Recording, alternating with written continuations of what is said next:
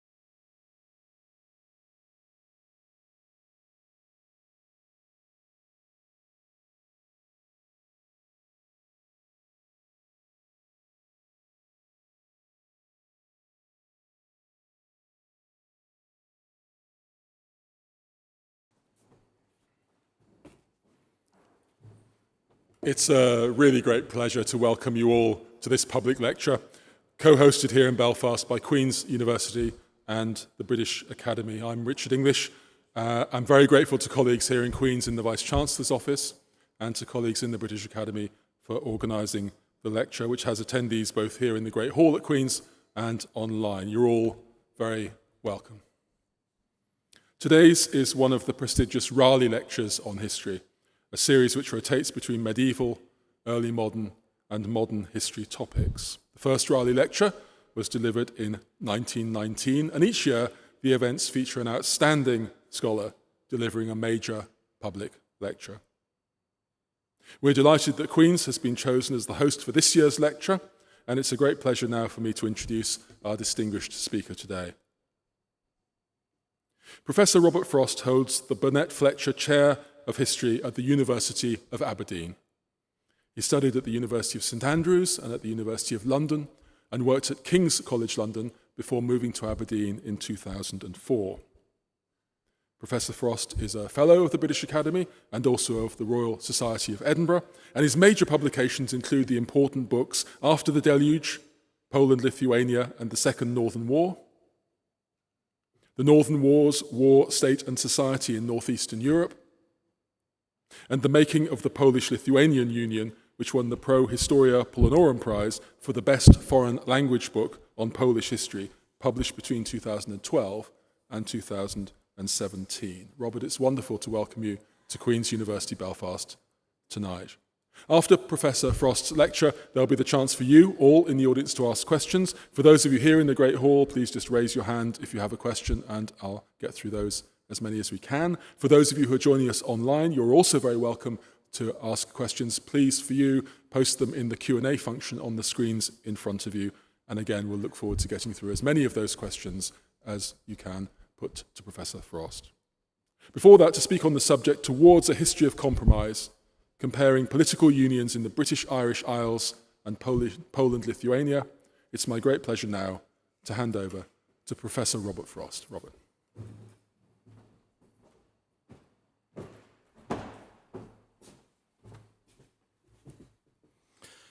Thank you very much, Richard, for that most generous introduction, and I'd like to thank the British Academy for doing me the great honour of inviting me to give this lecture.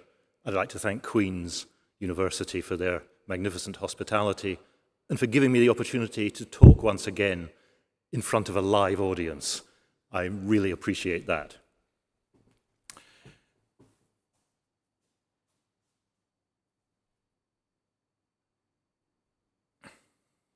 The great thing about technology is it doesn't work. Here we go. It's with a lingering sense of trepidation that one agrees to deliver a lecture on the island of Ireland in a series dedicated to the memory of Sir Walter Raleigh, that noted advocate of England's imperial mission and enthusiastic participant in the 1580s Munster plantations. Moreover, a man who was incarcerated in the Tower of London on no fewer than 3 occasions, the last of which ended with him losing his head, may seem a rather peculiar starting point for a lecture devoted to the theme of compromise. If one considers Alan Galley's recent biography, however, the choice may not seem quite so perverse. Galley argues that Raleigh was no slash, burn, and dispossess imperialist like his elder half-brother Humphrey Gilbert, but a universalist who believed that settlers and native populations should form partnerships to their mutual benefit. He promoted friendly relations with the native tribes of North America and consciously pursued a different model of colonization from that of the Spanish monarchy. There are others far more expert in this audience on such matters, so I shall refrain from any judgment as to how convincing Galley's rehabilitation of Raleigh might be. For my purposes this evening, however, I would simply suggest that whatever occurred in practice in those colonized lands, Raleigh's vision of England's imperial mission at least advocated compromise and collaboration with the cultures and civilizations of Ireland and North America. In historical perspective, however, compromise is not a word that has enjoyed particularly positive connotations, a point to which I shall return in due course. Let us begin, however, with definitions. The Latin comprimere means simply to press together, bring together, or close. Early usage of the term in English was legal. The Oxford English Dictionary records its first use in this sense in 1464. A compromise was a joint promise or agreement made by contending parties to abide by the decision of an arbiter or referee, also the document in which such an agreement is drawn up, or the settlement or arrangement made by an arbiter between contending parties, arbitration. Its first recorded usage in this sense is 1479. Now, this formal legal usage is labeled as obsolete by the OED, but by 1513 we see the term used in a recognizably modern sense as a coming to terms or arrangement of a dispute by concessions on both sides, partial surrender of one's position for the sake of coming to terms, the concession or terms offered by either side. Now, such comings together and agreements are manifestly essential to the smooth functioning of communities and society as a whole. As such, the necessity and the value of compromise has been recognized. Edmund Burke, in his 1775 speech on conciliation with America, stated that all government, indeed every human benefit and enjoyment, every virtue and every prudent act, is founded on compromise and barter. While Thomas Babington Macaulay made a useful distinction in observing that while logic admits of no compromise, the essence of politics is compromise. So much seems obvious enough, but as far as I can tell, there is no history of compromise. Geoffrey Hosking, my former colleague at the University of London, has written an excellent history of trust, which is equally important for the smooth functioning of society. But with regard to compromise, it seems that philosophers and sociologists, as so often, have been rather quicker off the mark than we historians.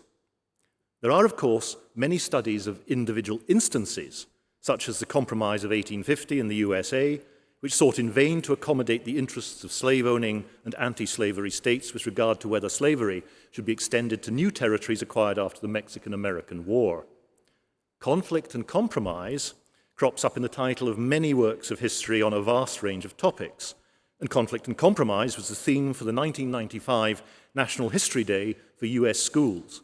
Pupils were invited to investigate compromises in religion, politics, economics, society and culture, diplomacy, and the interesting problem of individual values and compromise. Nevertheless, it seems to me that there is not as yet a history of compromise as a phenomenon, a history that goes beyond examining specific examples to consider how compromise itself was regarded and how, if it is the essence of politics and necessary for the harmonious functioning of society, as Burke and Macaulay claim, ideas concerning compromise have changed across time. For ideas have changed across time. The interest of sociologists was aroused during the 19th century, that period of rapid change in which traditional beliefs and social norms were widely challenged. In 1873, Herbert Spencer wrote in his classic Study of Sociology that it cannot be too emphatically asserted that this policy of compromise, alike in institutions, in actions, and in beliefs, which especially characterizes English life, is a policy essential to a society going through the transitions caused by continuous growth and development. And I shall pass over the claim that the English are particularly characterized by a talent for compromise. A Scot may not be deemed the most reliable judge in such matters. Recently, sociologists interested in peace and reconciliation have developed a sociology of compromise. And I'm delighted to say that one of the pioneers in this field, John Brewer, my former colleague at Aberdeen, is in the audience this evening. Indeed, it was a discussion with John over a coffee some years ago that first awoke my interest in the history of compromise. Yet the sociology of compromise poses problems for the mere historian. Those problems derive from the strong endorsement by contemporary sociologists of the value of compromise to society in general and to post-conflict societies in particular. As John observes, compromise is a general feature of social life, and I quote, which is thrown into particularly vivid relief in post-conflict societies. He suggests that the focus on post-conflict societies in Northern Ireland, Southern Africa, and the Middle East ensures that compromise is seen as a moral imperative in late modernity, despite the problems posed for victims of intercommunal violence, who through the compromises necessary for political settlements have to maintain public attitudes that are often starkly at odds with their private feelings. John, like the good sociologist he is interested in compromise as a social practice. Historians should be interested in compromise for this very reason. As he observes, the boundaries of compromise expand outwards with trust, although trust is often difficult to establish in post-conflict societies. Trust here is seen as self-evidently a social good, underpinning healthy social interactions, although one might observe that trust itself bears a risk of betrayal by the unscrupulous or the incompetent. The social value of trust is also the underlying premise of Hosking, who deploys historical analysis to consider the reasons for what he, like Anthony Seldon and Francis Fukuyama, considers to be a crisis of trust in contemporary society that threatens to undermine modern democratic systems. One might say the same thing about compromise. In an age in which the will to compromise seems to be waning, as social media fosters uncompromising moral absolutism and the hounding of those who reject any aspect of increasingly uncompromising ideological positions. This disturbing fact should not surprise us. For in historical perspective, it is by no means clear that compromise has always been regarded as a moral imperative, certainly not by religious authorities who claim to know the mind of God. In a purely secular context, however, compromise, unlike trust, is a slippery and ambiguous term. While compromise is indeed central to the making of the contracts, treaties, and agreements that regulate social and political life, to compromise can be compromising, and compromises are by no means always welcome. As the bastard observes in Shakespeare's King John, "Oh, in glorious league shall we upon the footing of our land send fair play orders and make compromise, insinuation, parley, and base truce to arms invasive." To compromise, then, is to collaborate, to sell out, to partially surrender one's position, as the OED puts it. Surrender is rarely regarded in a positive light, and perhaps the resonance of the phrase "no surrender" needs no gloss for a Belfast audience. To be compromised is not a happy position to be in. Soviet Russia coined the sinister portmanteau word kompromat to designate compromising material like that which, so it is rumored, the Russian Federal Security Service holds on ex-President Trump. The one historian to confront this problem, as far as I can see, was John Morley, who, as a classic biographer of Burke and Gladstone, is not unknown among historians of this island. Burke's views on compromise have already been mentioned. While searches for compromise haunted Gladstone's career, his third ministry was dominated by his fruitless mission to pacify Ireland, during which his pursuit of compromise nearly broke his party. A generation earlier, he served in the government of Sir Robert Peel, whose failure to find a compromise over the Corn Laws broke a different party. Morley served as Irish Secretary in Gladstone's Third Ministry and was one of the principal architects of the 1886 Home Rule Bill. His practical political experience, however, did not influence his classic work on compromise, published in 1874, a decade before he entered government. Morley was a historian, but he was primarily a journalist and a politician, and his book does not take a historical view of compromise. Rather, it encapsulates the problem. He was an unabashed Whig and free thinker, more concerned with morality than history. His account of compromise was based on his elitist conviction that men like him, educated, civilized, and cultivated, had a particular purpose and mission to advance material and moral progress. Morley focused on the moral dilemma faced by men of his ilk, who had to compromise their free-thinking or atheist principles by promoting or paying lip service to religion on account of the superstitious beliefs held by the unenlightened masses. He fretted over the question of whether it is expedient that the more enlightened classes should openly encourage a doctrine for the less enlightened classes which they do not believe to be true for themselves, while they regard it as useful in the case of less fortunate people. He recognized that such compromise might be necessary to ensure social stability, but was troubled by his conviction that erroneous belief can never be useful. How, he asks, should a free-thinking man of principle who knows that religion is nonsense comport himself upon marrying a woman of faith? Should he dissemble, follow the outward forms of religion, and allow his children to be brought up in a faith in which he cannot believe? 7 years after the Second Reform Act, Morley was no friend of majority rule, since the majority showed a disturbing ignorance of the lofty truths known to their enlightened betters. He recognized that it was often expedient to defer to the prejudices of the majority, to move very slowly in advancing the cause of progress. But Morley clearly abhorred such compromises, however, concluding that a principle, if it be sound, represents one of the larger expediencies. To abandon that for the sake of some expediency of the hour is to sacrifice the greater good for the less, on no more creditable ground than that the less is near. Thus, for all his admiration for Burke, Morley was but a reluctant friend to Burke's notion of compromise. For him, compromise was expedient, perhaps even necessary, but it was far from a moral imperative. His treatise is of interest to a historian of compromise, but does not itself contribute much to that history, beyond bearing testimony to the deep mistrust of compromise and the admiration for stout defense of principle that echoes through history. Politicians present themselves as highly principled and are admired more for their public stances on principle than the compromises they negotiate away from the prying eyes of the public.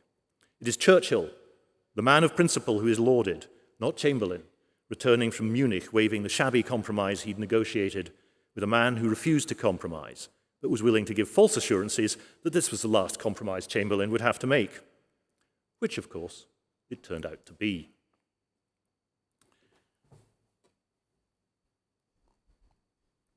So how might one write a history of compromise? There are two basic approaches a historian might take. The first would look at the changing cultural meanings of compromise over time, and there are certainly texts that enable one to do so in literature, and particularly in legal texts. There are a considerable number of legal texts that deal with the practicalities of compromise and arbitration. This legal literature reveals that compromise in this sense could be regarded in a positive light. It gives guidance on how to achieve compromises in disputes, as does much literature on diplomacy, concerned with the problems of reaching agreements between rulers and states. Whether such compromises were regarded in a positive or a negative light depends a great deal, however, on context, on the principles, hopes, and expectations of the parties involved, and on the negotiating strategies they adopted. So another way to explore the history of compromise is to compare concrete examples. How are compromises arrived at? Are there social and political cultures of compromise that change over time? What makes a successful compromise? And by what criteria do we judge that success? Having spent 2 decades thinking about early modern political unions, it seems to me that comparing unions as exercises in compromise might prove instructive. For unions are fundamentally based on compromise, and not just in the treaties and agreements that form them. Unions are processes, not moments. The compromises made in union treaties are, of course, important, but so are the compromises, or lack of compromises, made by individuals, parties, factions, or communities once the union is formed and once the relationship between peoples develops in this new framework. But here we enter the world of absolutes and principles that created Morley's dilemma. Consideration of early modern unions is inevitably coloured by modern political debates, precisely because the issues involved are grand matters of principle: identity, sovereignty, independence, national self-determination, and self-government, to name but a few. In consequence, consideration of early modern unions is often couched in the terms of contemporary political science and political discourse, although words such as confederation, federal, or people did not necessarily bear the same meaning or connotations before the late 18th century. Viewing political unions as compromises provides a different angle of vision. The unions of Poland and Lithuania and of Scotland and England are conventionally presented as following similar paths, from loose personal unions in 1386 and 1603 respectively, to the parliamentary or real unions established in 1569 and 1707. The Irish relationship with England and then Great Britain resulted in parliamentary union in 1800. Before that date, it was rather more complex than a traditional personal union, since English rule in Ireland was geographically limited before the 16th century, while the assertion of English, then British parliamentary superiority over the Irish Parliament through Poyning's Law and the 1720 Declaratory Act meant that this union was bound together by more than just the person of the ruler, at least until the repeal of both acts in 1782. The conventional terminology disguises the considerable differences between these unions. For the 1569 Lublin Union united the Polish and Lithuanian Sejms, represented a very different kind of compromise to that arrived at between England and Scotland in 1707. So much is obvious from the form and content of the two union treaties. This is the Lithuanian redaction of the Lublin Treaty. As you can see from the attached seals, it embodies the consent of the Lithuanian community of the realm. Before the first clause of the treaty proper, over 70 names of those who had given it their formal consent were listed, along with their offices: senators, envoys of local Sejmiks, the Dietines, and 3 officials from Vilnius, the Grand Duchy's capital. Compare this with the articles of the Treaty of Union agreed between the English and Scottish commissioners and the exemplification of the Act of the English Parliament ratifying the treaty on 7th March 1707. The articles bear the seals only of the commissioners, while the ratification bears the portrait of Queen Anne and the Great Seal of England. The symbolism and the treaty's first clause makes it clear that it is an act of state undertaken under the authority of the Queen and with her gracious consent. And here's the first clause, and note, in such a manner as Her Majesty shall see fit. And here we have the articles of that treaty being humbly presented to the sovereign. Compare this kowtowing to the Queen to the first clause of the Lublin Union. We also consider and bear in mind the union and community formed with the citizens of the entire Crown of Poland, which is of the greatest benefit to both nations, and which was previously established by our ancestors with the joint written agreement of both nations. The we in this clause is not the royal we. This was a legal and negotiated compromise enacted by representatives of the citizen body of the Kingdom of Poland, whose names and seals were attached to the Polish redaction. Lublin ended an argument that had lasted nearly 200 years, from 1386, when the Polish-Lithuanian Union was sealed by the election of the pagan Jogaila, Grand Duke of Lithuania, as King of Poland, on condition that he baptize himself, his dynasty, and his pagan subjects as Catholics of the Latin Rite, and marry Jadwiga, the child Queen Regnant of Poland. Jogaila duly fulfilled all these conditions. From the outset, Poland's political elites claimed that the Grand Duchy of Lithuania had been incorporated into the Kingdom of Poland, a position asserted at length in the 1413 Union of Horodło.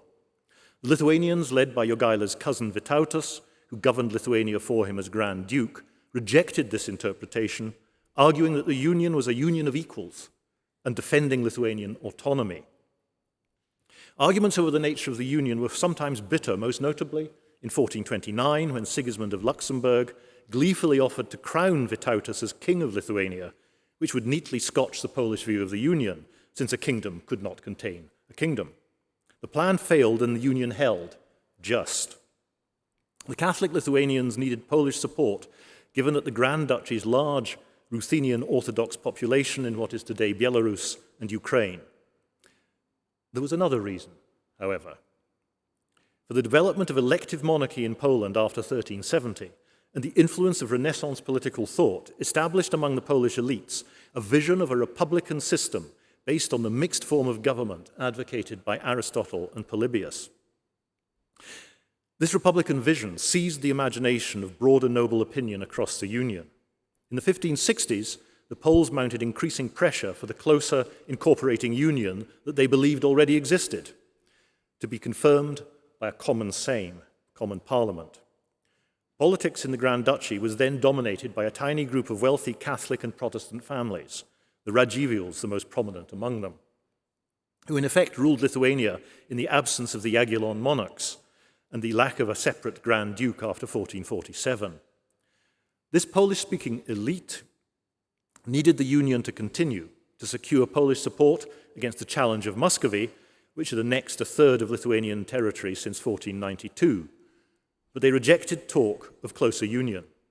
The numerous middling and lesser nobility, however, had sniffed the freer Polish air and petitioned in 1562 for closer union as a means of escaping the suffocating domination of the great Magnate clans.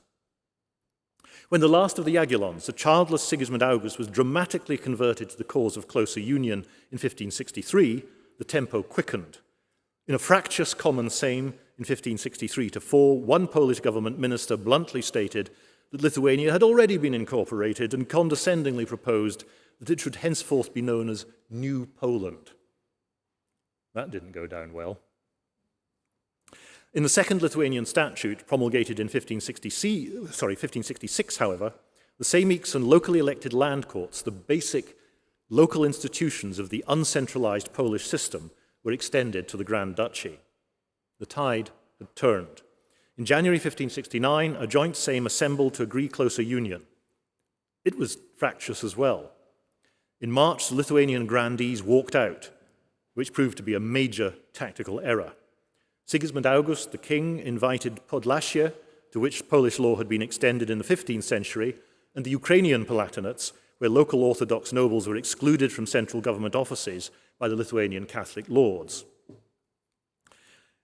They came to Lublin to negotiate incorporations. The Ruthenians from the Ukraine came to Lublin to negotiate incorporations into the Polish kingdom that preserved their local rights, including for the Ukrainian Palatinates, the use of the Ruthenian language, the ancestor of modern Belarusian and Ukrainian, and protection for the Orthodox Church.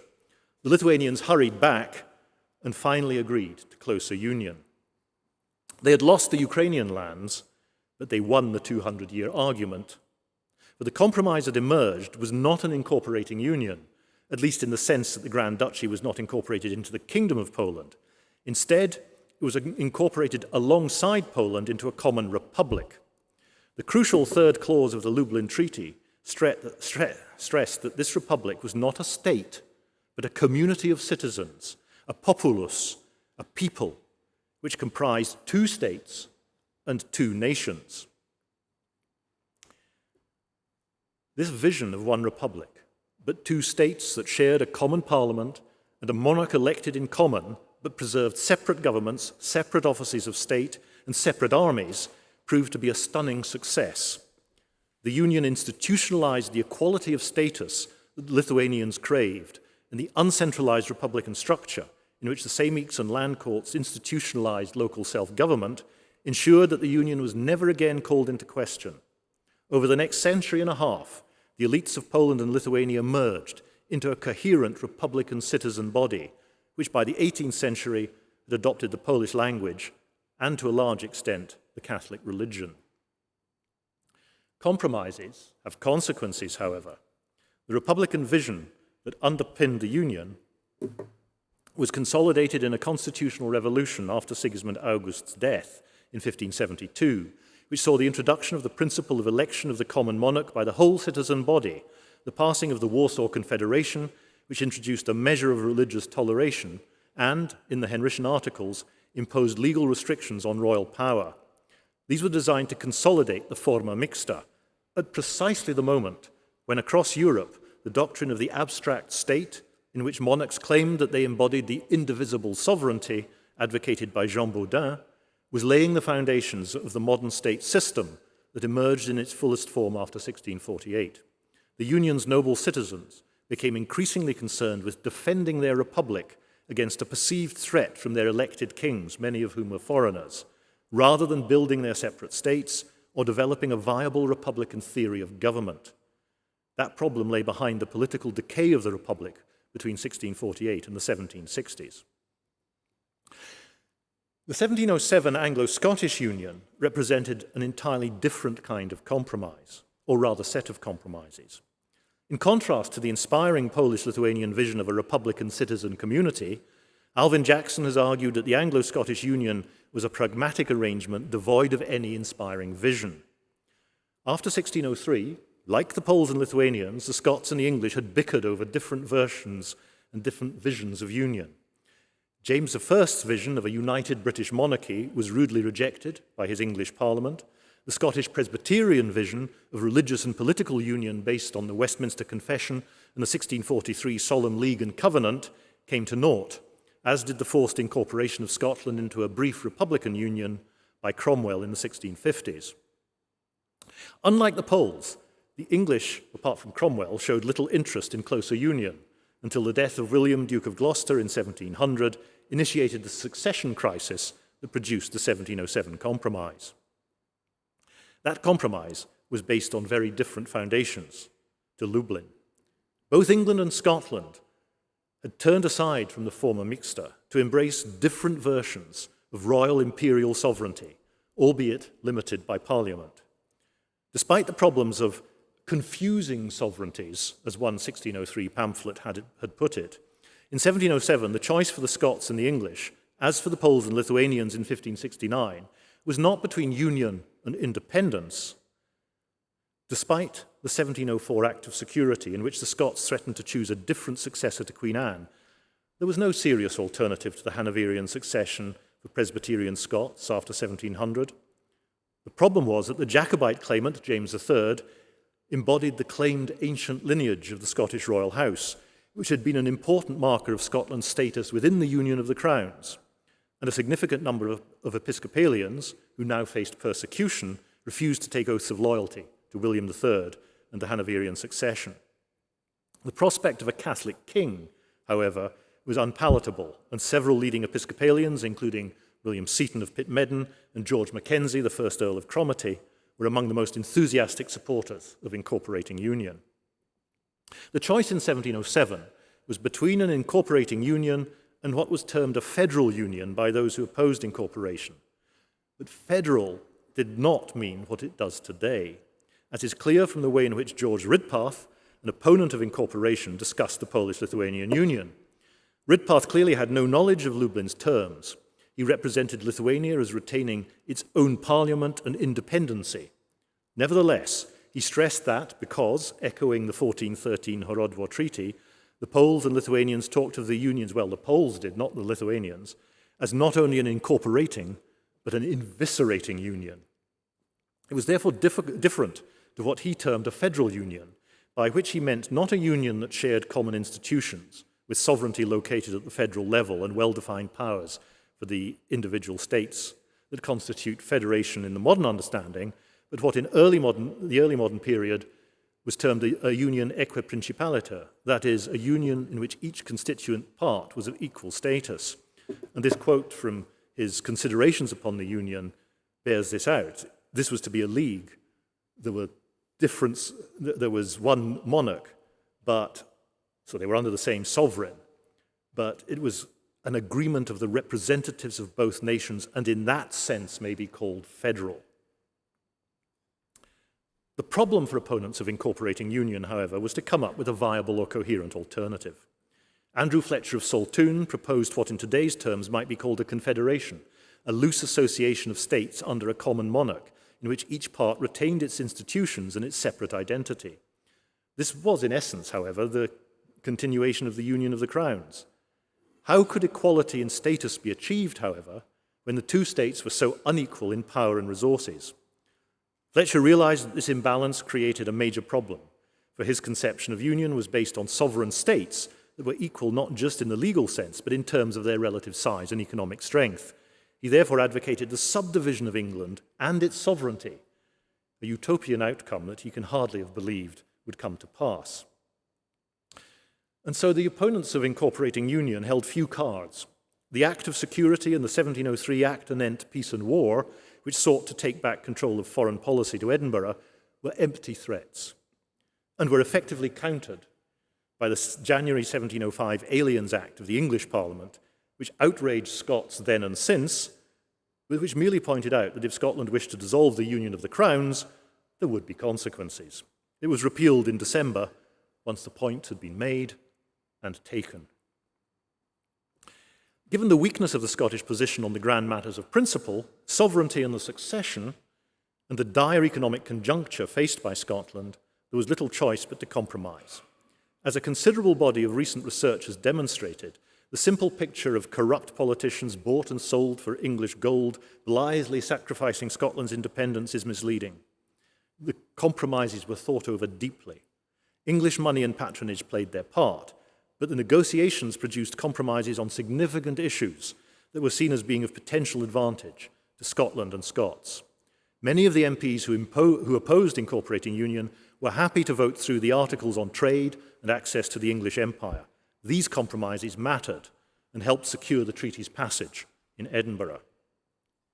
The English compromises are not often talked about, but they were perhaps more significant than is often allowed. The most significant was religious, the acceptance of the established position of the Presbyterian Kirk, formalized in the 1706 Act for securing the Protestant religion and Presbyterian church government within the Kingdom of Scotland, passed only by the Scottish Parliament and kept out of the 1707 treaty to ensure that the Anglican bishops in the English House of Lords and their supporters could not block it. The conceptual basis of the Anglo-Scottish Union, however, was very different from that of the Lublin Union. Both treaties established common currencies and free trade, but while Lublin created a common republic as a community of citizens, 1707 created a unitary state of subjects of the common monarch. And if you read the Act of Union, the term subjects occurs again and again. In this context, the English made considerable symbolic compromises, the significance of which has not received the recognition it always deserves, has not always received the recognition it deserves. For 1707 did more than merge two parliaments. In creating a unitary state, it ended the long independent existence of the two kingdoms. The new united parliament was indeed the English parliament, with added Scots peers and Scots MPs, rather few of them, but the symbolic significance of the liquidation of England as a kingdom with its long and proud history to create the new state of Great Britain should not be underestimated. Scotland not only kept its own kirk, it kept its legal system and legal profession and its education system, while the blue background of the Union flag gave visual prominence to it in the heraldry. These symbolic compromises with the Old Kingdom of Scotland mattered and underlined the fact that the incorporating union was not a full incorporation, but an incorporation minus plena, which was the usual form in early modern Europe, apart from unions imposed by conquest. Scottish institutions and Scottish identity were protected within the framework of union, which preserved difference, this incorporating union, which preserved difference within the unitary state. The appeal of the British vision to Scots in 1707, and for 2 centuries or so thereafter, should not be underestimated. The British idea had long attracted support in Scotland from John Mayer onwards, as Colin Kidd has shown, as a means of rebutting the long English claim of feudal superiority over the kings of Scots, and of ending the long series of wars between England and Scotland. The first Earl of Cromarty was by no means alone when he urged in 1706, "May we be Britons and drop the ignominious names of Scotland and England. Britons is our true, our honourable denomination." Nevertheless, the focus on an abstract British state personified by a dull dynasty chosen for pragmatic reasons was indeed a vision rather lacking in inspiration. As Kidd observes, Britain remained an under-imagined community without a compelling ethnic or historical vision on the eve of union. For 2 centuries after 1745, however, Britain's ruling of the waves, to quote the lyric written by the Scot James Thomson, disguised this problem. But as British power has waned, the compromises made in 1707 have gradually lost their relevance in what Chris Whatley has termed the strange death of Whig Scotland. The problems of a union in which sovereignty lies legally with the monarch in Parliament, not with the citizen community, have highlighted the highly centralised nature of the British system, and for many Scots, the asymmetric power relations that Fletcher of Saltoun sought to address are a problem. In stark contrast, the Republican vision of union, institutionalised at Lublin in 1569, unleashed far more compelling forces of integration among the noble citizens of Poland-Lithuania, which created a different set of problems.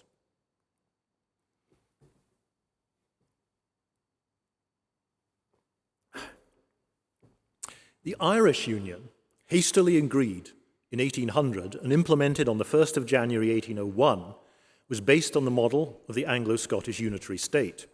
Although the lack of any heritage of Britishness and the historically subordinate position of the Kingdom of Ireland as effectively a colonial appendage of the English crown meant that it could not be incorporated into the Kingdom of Great Britain, which left the unitary state with the perennially awkward name of the United Kingdom of Great Britain and Ireland. In the case of the Irish Union, it is all but impossible to escape the clammy grip of hindsight, that pitiless judge of failed compromises. The awkward nomenclature reflects the awkward fact that, even more than the 1707 Union, the 1800 Union was a set of pragmatic compromises that were, in Jackson's words, piecemeal and the result of contingency. Rushed through in the wake of the 1798 rebellion, it represented a dramatic reversal of the previous direction of travel in the relationship between Britain and Ireland. In 1782, the Irish Parliament had thrown off the shackles that had long constrained it with the repeal of Poyning's Law and the 1720 Declaratory Act.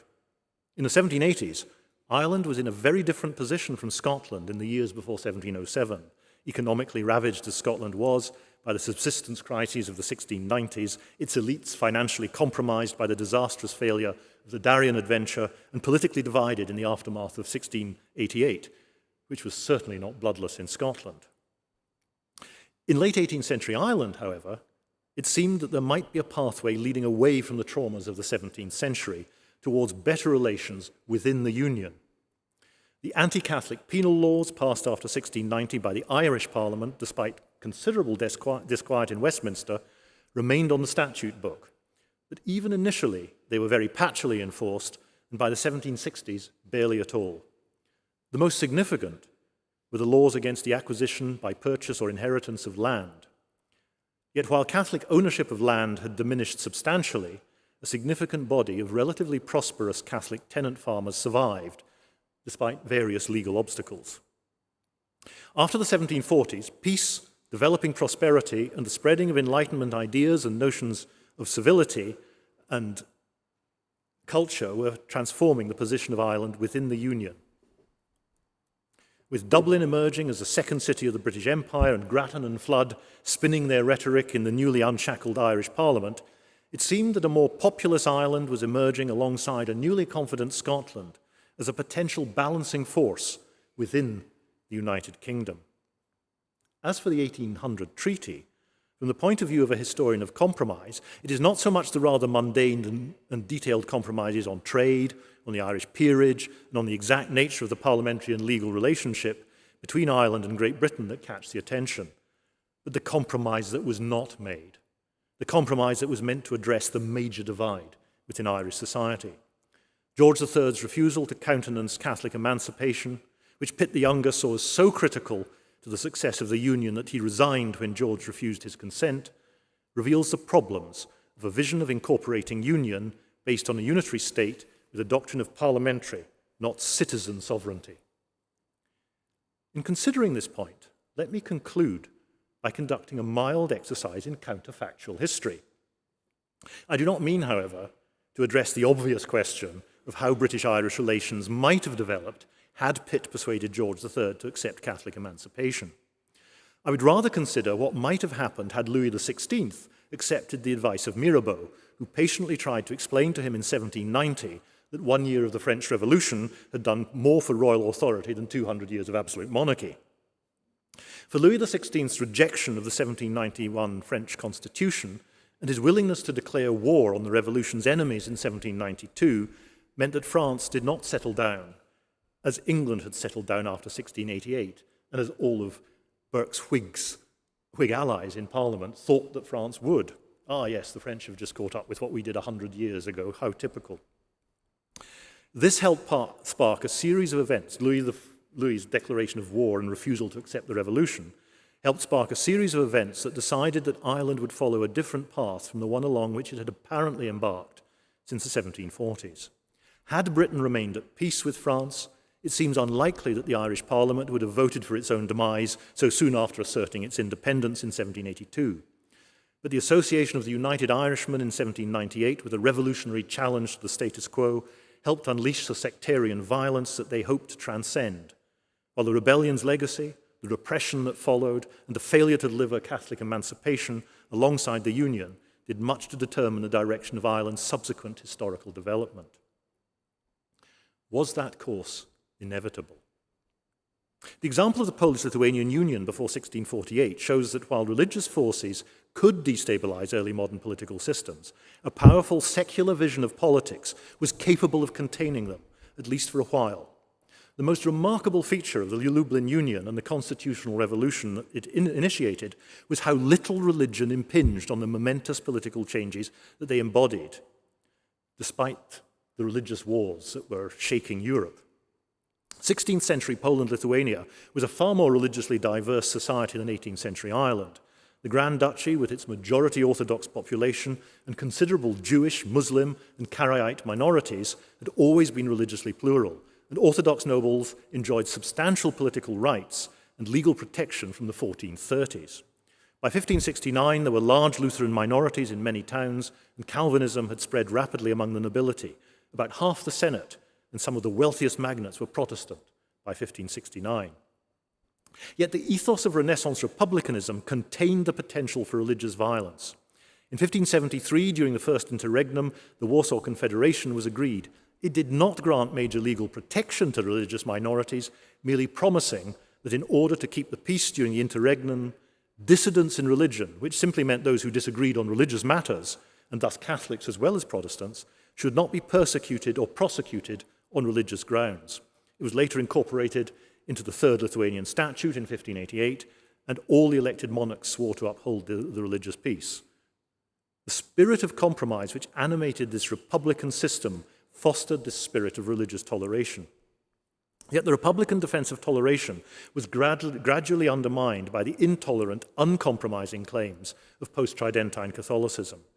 Royal appointments policy, the fading of the appeal of Protestantism, and the decayed state of the Orthodox Church ensured that by the mid-17th century, the very success of the Republican vision of union meant that Poland-Lithuania's noble elite had become largely Catholic. This mattered in particular in the Ruthenian lands, where a substantial Orthodox noble population survived, where the great magnate families converted to Catholicism. Orthodox nobles believed in the ideals of the Republic, but were increasingly treated as second-class citizens.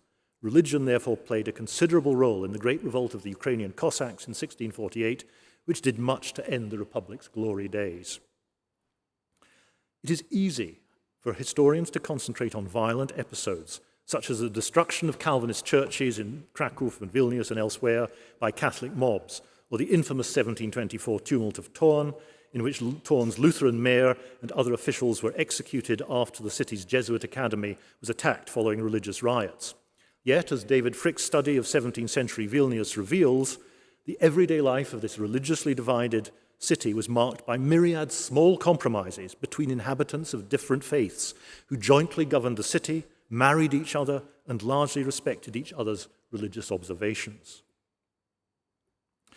The historian of compromise needs to pay attention to this multiplicity of small personal compromises, which could do much to hold communities and societies together. It is often easier, however, to run to the court records and sensationalist accounts that detail breaches of communal harmony.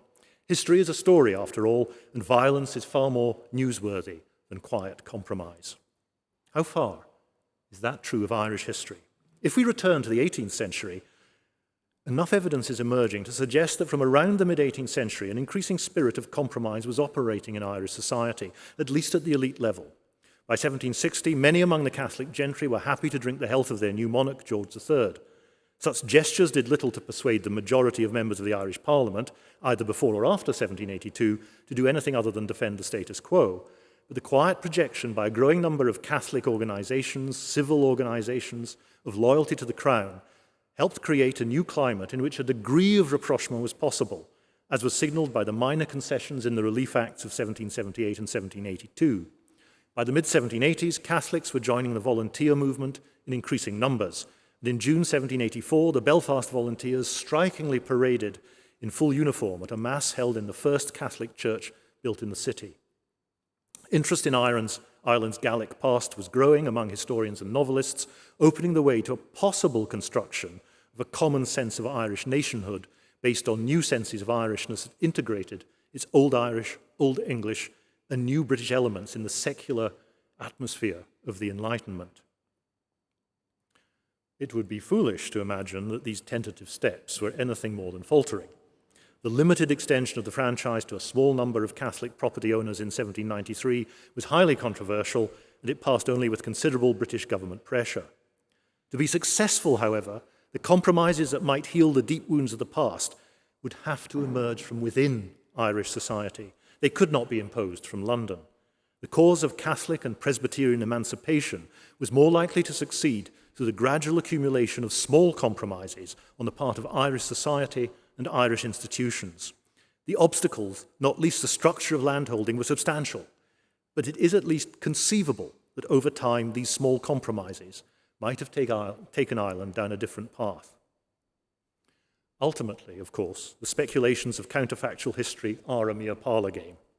The Irish Union of 1800 was a hastily conceived and executed set of compromises that lacked even the vision of the common British heritage that at least had some purchase among Scots in 1707 and thereafter. In the long term, the poverty of vision rendered the consolidation of a cohesive Irish nation embracing all its peoples within the framework of union proved far more difficult, as the 19th century was to show. Thus, history suggests that compromise, unlike trust, has rarely been regarded as a moral imperative. Burke and Macaulay were right, however. Healthy societies in general, and democracies in particular, depend on trust and widespread willingness to compromise. Morley was deeply troubled by compromise, but although he believed in the absolute value of the principles of what he saw as a natural governing elite, he did recognize that compromise of those principles might be necessary in the interest of social cohesion. History, especially popular history, has long glorified those who fight for their principles and refuse to compromise. Perhaps it is time, in an age in which willingness to compromise seems to be on the retreat, that historians looked more closely at compromise and how effective compromises are made. The history of the three unions I have considered this evening suggests that a successful compromise depends on an honourable outcome for all parties. That was certainly true of the Union of Lublin and, to an extent, true of the 1707 Anglo-Scottish Union, with its careful protection of Scottish institutions and the formation of a British kingdom. It is hard to see how Ireland's honour was protected in this hastily conceived Union of 1800. Its compromises did not address the major problems facing Ireland in the age of Enlightenment and Revolution. But we should not forget the uniformed Protestant volunteers attending that Catholic service in Belfast in 1784. That is indeed a highly symbolic compromise, worth remembering.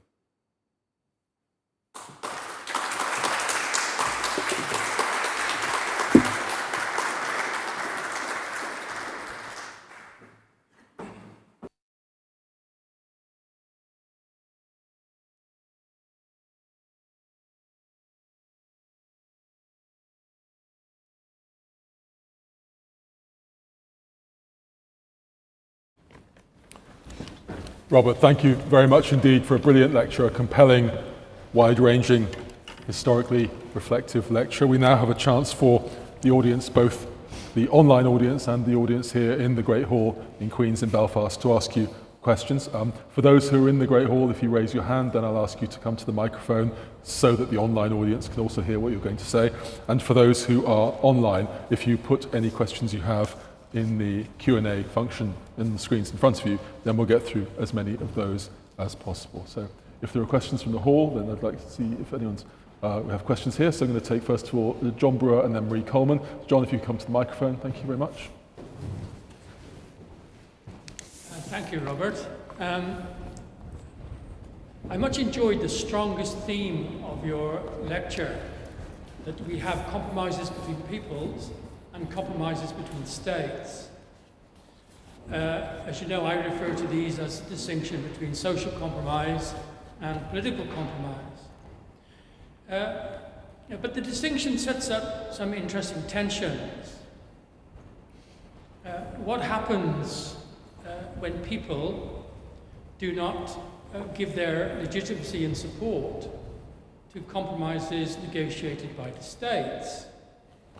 Things perhaps of the Good Friday Agreement. And the reverse is also interesting.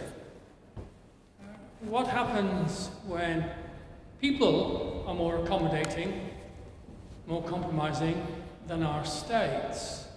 Can you think of any historical examples of the second kind of tension, where people are more accommodating, more willing to compromise than states? Yes, if the use of the term states slightly concerns me, because it can be institutions, and it can, if I could change states to churches, then perhaps I could give an answer that's based on what I said towards the end of the lecture about small compromises. Because if you look at Catholicism in Poland-Lithuania in this period, there developed in the 16th century what I have come to call Republican Catholicism, which bought into this Republican idea and which was not just willing to allow toleration. There was, in some senses, a form of tolerance, and you can see that in all sorts of things. There are great magnates who will allow several faiths on their lands, who foster the culture of different religions among their tenants. I talked to Vilnius, where there is some joint government of the city. There are people who just get on. You have godparents of different faiths. You have children brought up, boys in one religion, girls in another. There are all sorts of little compromises made, but it is an intolerant counter-Reformation church that wants to negotiate church union with the Orthodox to save the problem, to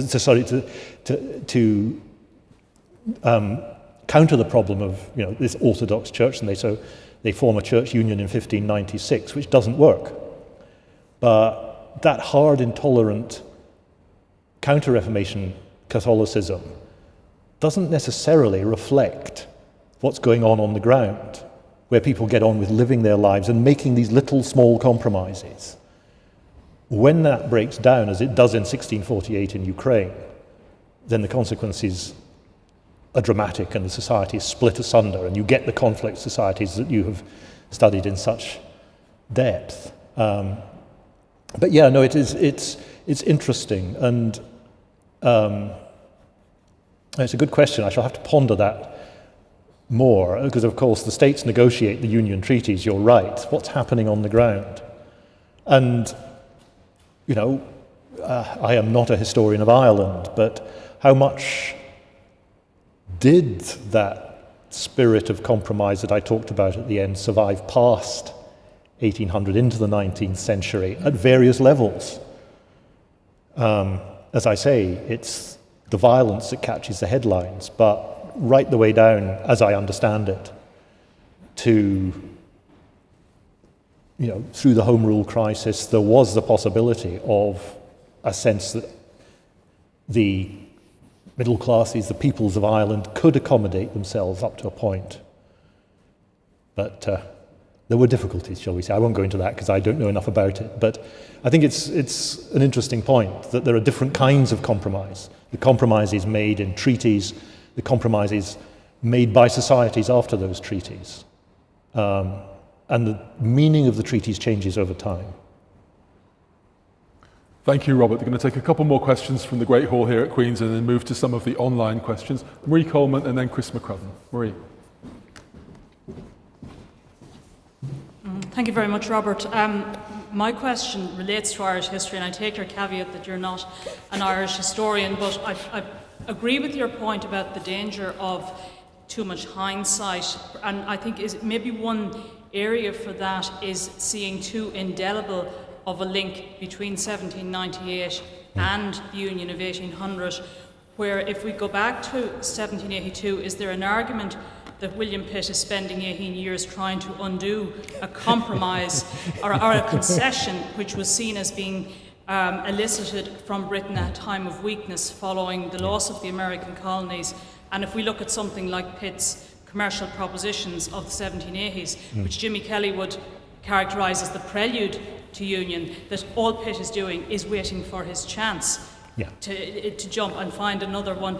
To pick up your point about counterfactual histories as well, is there maybe a way of looking at that had Pitt's commercial propositions come into practice and had he got that level of closer economic union, possibly he wouldn't have been as determined on a political union? But I suppose that's counterfactual. We'll never be able to answer that. It's fascinating around that, the possibilities, and I utterly agree with that. You know, that seems a very valid point, that Pitt doesn't like 1782 and this increasingly independent, you know, the Irish take their parliament's independence and freedom and start running with it. But yeah, those compromises that are made and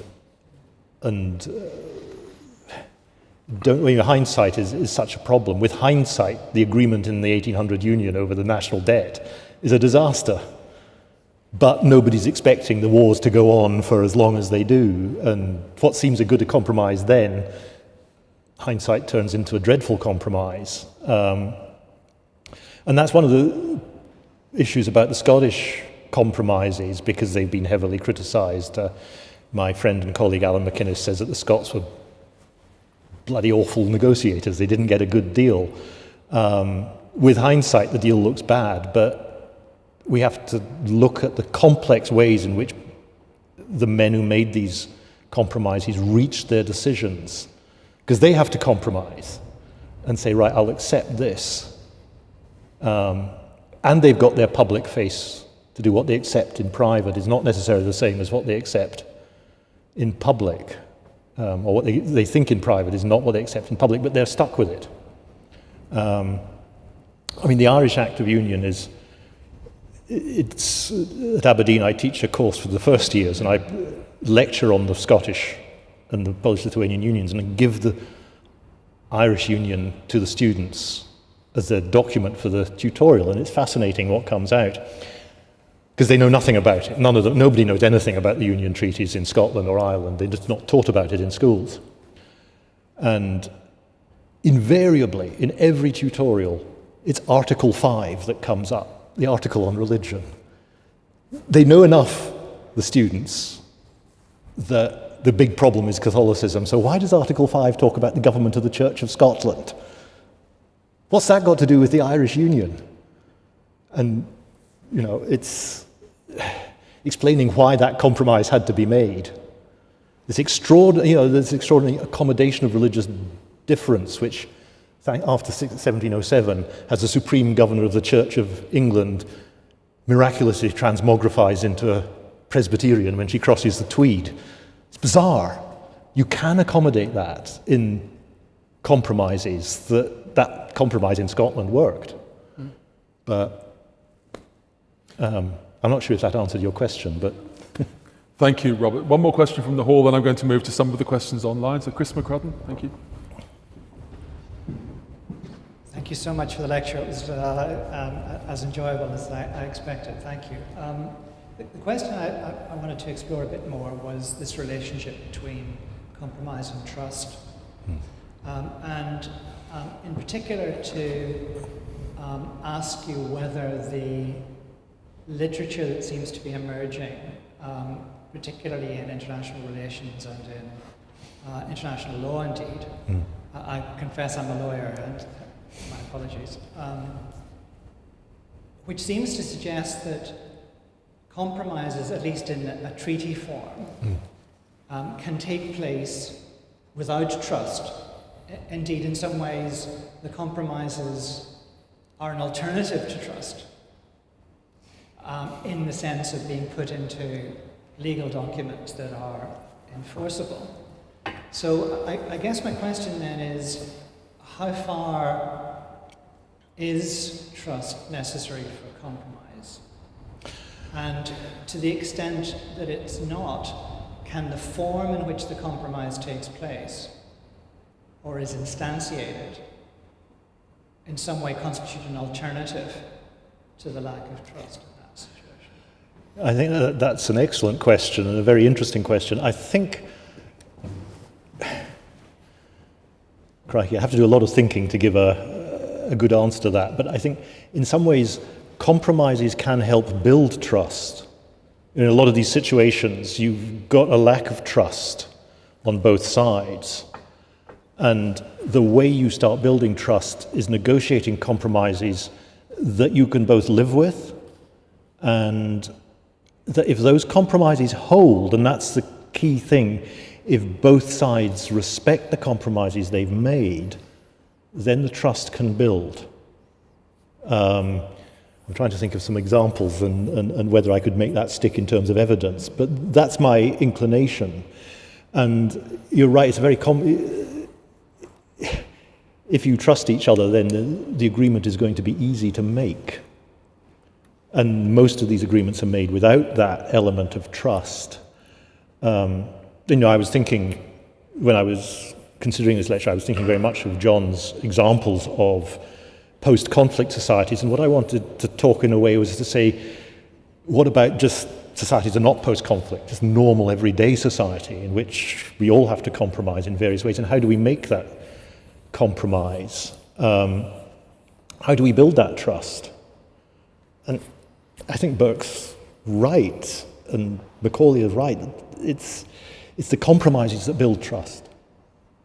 And the longer they last and hold, then that trust can hold and build. But I'd have to think about it before I could come up with some concrete examples. But that's an excellent question. Thank you.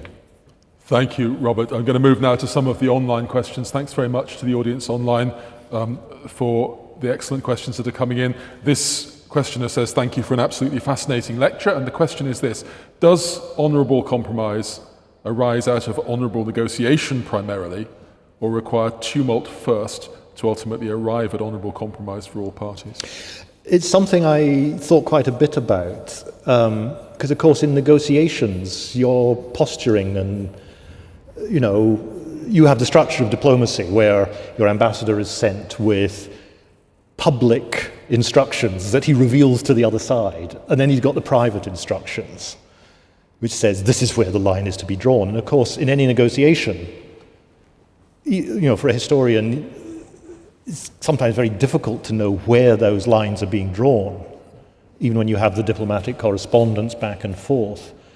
And thinking, because that's the public side of it, you have to posture to your electorate, you have to posture to the people who are sending you, and then you come back with the compromise which you've got to sell to them. And I think people involved in negotiation will often say, right, we've reached this point. I think we can agree. Can I sell it to my constituency? And that's the difficulty, because it's such a complex web of relations in any negotiation.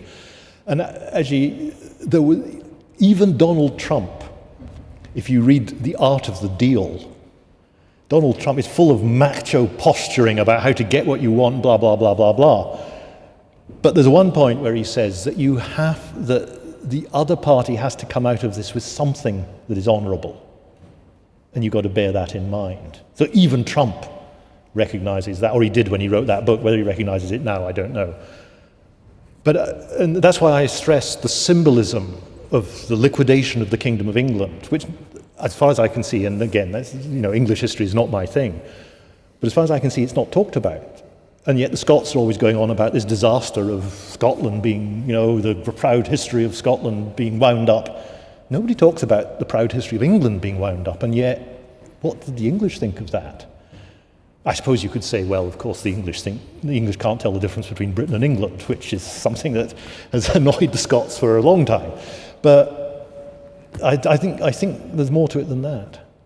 That public symbolism of agreement, and perhaps it's because I'm an early modernist, that really matters. And that's part of selling the compromise to your constituency. Thank you, Robert. There's a question here from Scotland, indeed from someone whom you mentioned in your lecture, Alvin Jackson, who says, great lecture, Robert. Is viable compromise possible in the context of asymmetrical union relationships? Is viable compromise possible in the context of asymmetrical union relationships? It depends. A unionist Scot would say that the history of the Anglo-Scottish Union shows that it is, that Scots, within that framework of Britishness, used it to leverage all sorts of advantages for Scotland. A nationalist Scot would say, absolutely not. But you think about it, about how Scots reached very prominent positions within the British system, partly in the 20th century through socialism, which the Scots bought into in a major way, socialist central planning. Great, we'll go down to London and we'll become Prime Minister, we'll Chancellor of the Exchequer, ministers in the government, which was true of most of the 20th century, down to Tony Blair's government, Gordon Brown, all the rest of it. They believed in that central socialist planning model, and up to the 1950s, it was the Tories in Scotland who were the defenders of, who resisted that socialist central planning and defended Scottish institutions and some measure of Scottish autonomy before they had their clothes pinched by the SNP from the 1970s. So, yeah, in a sense, you could make a case that within the Union, the Scots leveraged their position to get benefits. And, well, getting into the English Empire was one of the major benefits. It took some time before the economic benefits flowed, but asymmetric unions can and do function. The compromises have to be good ones, but when the compromises pass, when the British Empire goes, when the grip of Presbyterianism on Scotland fades, the terms of 1707 don't matter, and you're left with a highly centralised political system.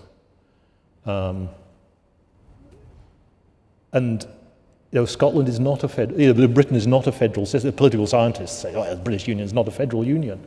And in federal unions, you can, the German Federation has small city members like Hamburg and Bremen, and it has large. A federal system can play off those asymmetric forces in all kinds of ways. But the British Union hasn't thought of those ways to do it because it's sitting within this model of everything is, England in the early modern period was the most highly centralized system of government in Europe apart from Muscovy. Thank you, and thanks to the online audience for all these questions that are coming in. I'm going to take a few more from the online audience, then return back to the Great Hall here in Belfast. The question here is, has there ever been a union where the stronger nation, England, Poland, Castile, has given something up, i.e. adopting language, laws, etc.? Language and union is a very interesting topic. Giving up language. I struggle to think of one. Maybe somebody online can come in with the answer and help me out on this. But looking at Poland-Lithuania, language is a fascinating question. As I said, in what you'll read in the books is the annexation of the Ukrainian Palatinates in 1569. They're not annexed. Unions are negotiated with each of them, and the rights of the Ruthenian language are given. Their law is in Ruthenian. They say all government communications has to be in Ruthenian. But it doesn't work. They haven't got enough secretaries who know Ruthenian language in Warsaw to be able to write this stuff. And it soon goes. They all learn Polish because Polish is... The problem is that there is no orthodox education system for secular people. The orthodox schools are very weak and they train people for the priesthood. And so everybody goes to the Catholic schools. The Jesuits are setting up schools, the Dominicans are setting up schools, and they learn Polish. Polish becomes a language of the union. And unions often have to have a common language, although in parts of it, in Royal Prussia, which I didn't talk about, which is incorporated in the 15th century, for a long time, Latin remains the language of the Royal Prussian Landtag because you've got Poles and Germans sitting in it. My mind is going round about, can I think of a union where the lesser language comes? I mean, the Lithuanian is a Baltic language, not a Slavic language. The Lithuanian elites spoke it in the 14th century, but it was not a written language. And so they adopted Polish, and Polish was better than Lithuanian for talking about politics, and for Ruthenian, you learned Old Church Slavonic. You look at the number of terms that came from Polish into the Ruthenian language because they lack the concepts for it. And so Polish takes over, it nudges it out. Doesn't mean they stop considering themselves Ruthenian. When I go to Eastern Europe, I say, I speak English, that doesn't mean I'm an Englishman. So if somebody from the Grand Duchy of Lithuania speaks Polish, it doesn't make him a Pole. And in 1918, the Polish-speaking Lithuanians discovered that this was a major problem. Thank you. We're going to take one more of the online questions, then return here to the hall. Can there be informal unions without acts of union, but existing nonetheless through adherence to a single ruler who brings those polities together? Well, that was basically the pattern in early modern Europe of composite monarchies. Unions of the crowns were 10 a penny. Dynasties happened. It's only in the 16th century that you get really this emergence of the idea of the abstract state, and we're far too keen to see it emerging. They talk about your loyalties are to your lord. It's lordship. It is dominium. And the example I always use is when they translate Machiavelli, the Prince, into Latin, dedicated to a Pole in 1560. The first paragraph is a nonsense because Latin has no word for state. Famously, the Prince starts with tutte stati, all states. That's our modern understanding of what a state, so we all think it's... But the Latin, they can't, what stati? So it's convoluted to express the idea and the understanding. And so... sorry, I've lost the question there. I've lost my thread. It was about... It was about whether you could have informal unions. Informal unions. These unions were informal, and they were... you look at a lot of them, they're separate. Famously, the first exercise I was given in St Andrews as an undergraduate was the 77 titles of Charles V, and said, this is incoherent, this is not modern. And a lot of some of them, the question, as Georg Jelinek asked in the 19th century, was which of these unions actually grow into something that is bigger and more important? As I say, it's a process, and some don't. Some of these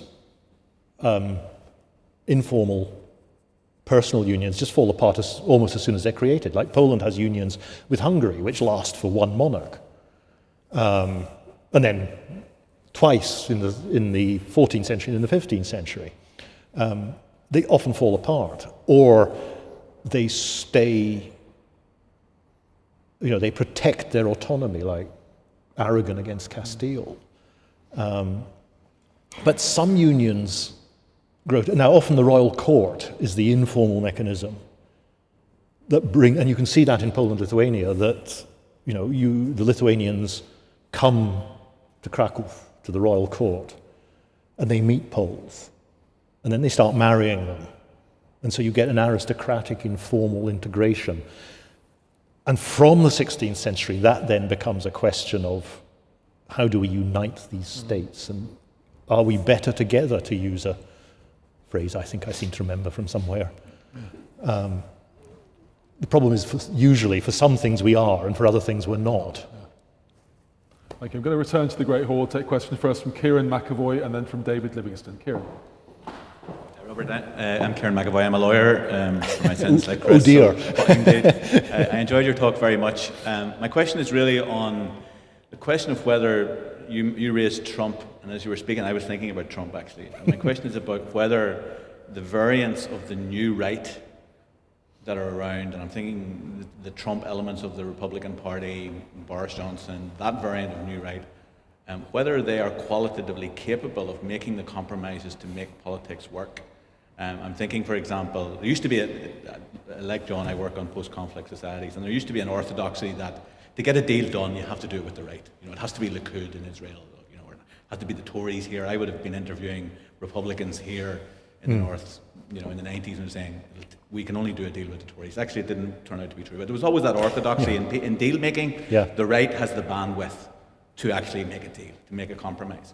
But the variants of the new right, you know, the kind of, literally, the burn the institutions down variants of Trumpism within the American Republican Party, or even Boris Johnson's English nationalism, are they capable of making the kind of compromises that, for example, with regard to maintaining the union, if you're a unionist in this place, I interviewed recently some Republicans here who said the best thing that happened to the Irish Republican cause, he was a committed IRA activist, the best thing that happened to Irish Republicanism was Boris Johnson, English nationalism. English nationalism has done more to deliver his republic than a 30-year campaign. So is that variant of new rightism capable of making the compromises to keep things like the UK Union alive? I think you could say the same of certain opinions of Boris Johnson north of the Tweed. I think the problem is not necessarily just one of ideology. The problem is, for a negotiation to succeed, there has to be a sense, it comes back to honour, I think, that you have to have some level of respect for the person you're negotiating with, that they might be an enemy. You know, it's like, I suppose, the thing that shot into my mind was the First World War truces, where they recognised that the Germans were honourable soldiers fighting us, and we'll have a truce, we'll play football, and then we'll go back to shooting each other. But they're honourable. And we have differing positions on what divides us. But for compromise and for trust, you've got to sort of trust that I'm negotiating with an honourable person. And the more that the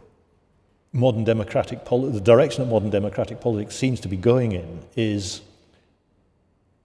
moving away from that. You look at the American Congress, where bipartisan agreements were common, that yes, you've got to go and posture to your electorate and do the no surrender stuff. But you know that if you don't negotiate with the other side, government's going to fail. And yet you see this, the budget doesn't go through. The whole system looks like it's going to collapse. And partly that's, and I find it very hard to judge what's going on in America. I watch it fascinated and think, they can't hate each other as much as they seem to. And I'm not a modern political scientist. I just don't know what to do. But part of the emergence of diplomacy in the late medieval and early modern period was built around that idea that you have to have certain norms and means of treating ambassadors and people that you've been fighting with. And I teach a course on the 30 Years' War, and watching how that 7 years of negotiations over the Treaty of Westphalia, how they accommodated that and brought in various mechanisms. But in the end, there were a set of rules for how you conduct negotiations and diplomacies and reach those compromises. And the treaties and the seals and the signatures and the agreements and the ceremonies, that's all part of it. That's gone. That's going. And it's deeply worrying. And I'm a historian. I can't give you solutions to it. Thank you. David Livingston. Thank you, David. Thank you very much. Very stimulating afternoon. Thank you. I have a question about the project of writing a history of compromise. It's actually to do with the language of compromise. You began with some definitions going back 1500s. Now, I'm wondering how common the word was in some of the documents that you've been referring to. And I say this because it's perfectly possible for people who actually do make compromises to be very unhappy about using the language of making compromise. And also you might say there are people who are very enthusiastic to talk about compromise as long as somebody else is making the compromises. So I'm wondering what's the relationship between the vocabulary of compromise and writing a history of either the practices or the intellectual history of compromise? My answer is, I don't know. And to be honest, this is something that, the title for this lecture occurred to me, and I think this is a good way of looking at unions in a different way to the ways I've lectured on them before. So I'm very much at the start of writing this history of compromise, and the questions are brilliant because they're bringing up issues that I clearly have to think about and haven't thought about before. But I think you're right. I mean, I was toying with the idea of the point that you made about, you don't want to show that you're compromising. I was toying with the idea of finishing up.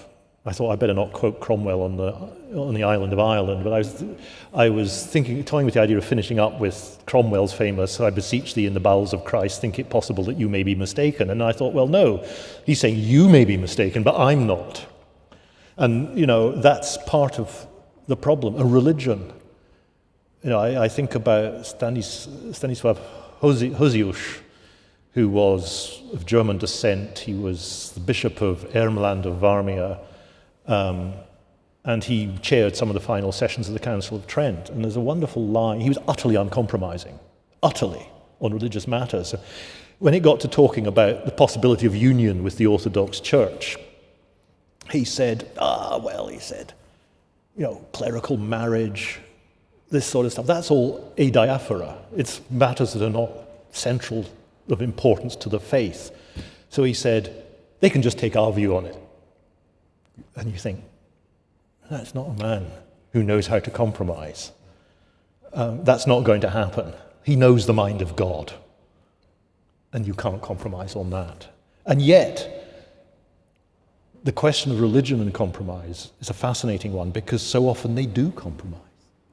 All the great things, the Nicene Creed, all of that is built on compromise. The Orthodox and the Catholics can't compromise on the procession of the Holy Spirit, but...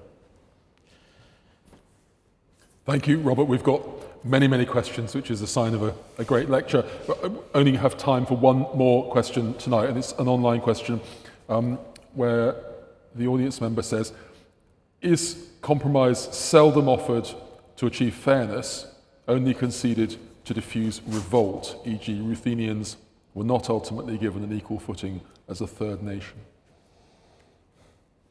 Well, that's one of the great problems of the Polish-Lithuanian Union.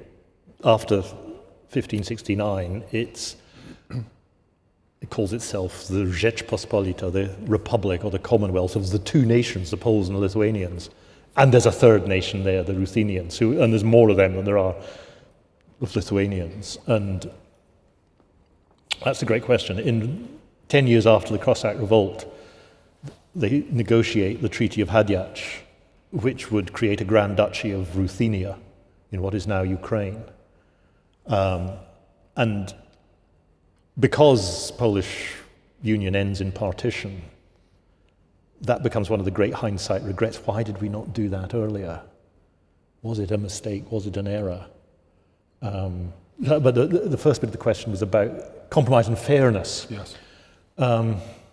It's an interesting one. Are compromises about being fair? You can look at compromises, it's an interesting question. It might be about being seen to be fair is more important. And you look at the Anglo-Scottish Union and whatever it is, 45 MPs, it's based on, not on population, but on the Scottish economy, and 16 peers, and you say that's not fair. But actually some of the Scots negotiating before the Union had negotiated for a smaller number of MPs. But being seen to be fair is important. Quite how you judge whether an agreement is fair or not, I don't know. I'll leave that one to the moral philosophers. But certainly that was one of the great problems that they retrospectively thought about the Union. But then I go back to 1569, and the Ruthenian Palatinates were happy with the unions that they negotiated with the Polish crown that guaranteed their autonomy and their rights and their structures. They set up a particular tribunal for the Ruthenian lands, but it didn't function, and they just asked to be included in the Polish one after a while. They just couldn't make it work. Well, we won't do that. We'll just go into the Polish tribunal in Lublin. And they did it. So, no, it's an interesting question. Fairness and compromise. I can see a few chapters in this study of compromise emerging. We've had a fascinating session this evening. It's now time, regrettably, to bring it to an end, but as we do so, a few words of thanks. We've ranged widely, rich historical example, but also Donald Trump and Boris Johnson and even Ukraine. So it has ranged across the topical as well as the historical. 3 votes of thanks. First, very much, I'd like to thank the audience, both the audience here in the Great Hall at Queen's University in Belfast and also the online audience for taking the time to join us, but also for the superb questions. We couldn't get through all of them, but thank you for those excellent questions which came in, whether we got to them or not. Second, thank you to colleagues in the British Academy and into the School of History, Anthropology, Philosophy and Politics here at Queen's, and particularly colleagues in the Vice-Chancellor's office at Queen's for organising the event, but particularly for a brilliant lecture and a wonderful fielding of questions and a fabulous discussion. I'd like us all now to join in thanking our 2022 Raleigh lecturer, Professor Robert Frost. Thank you.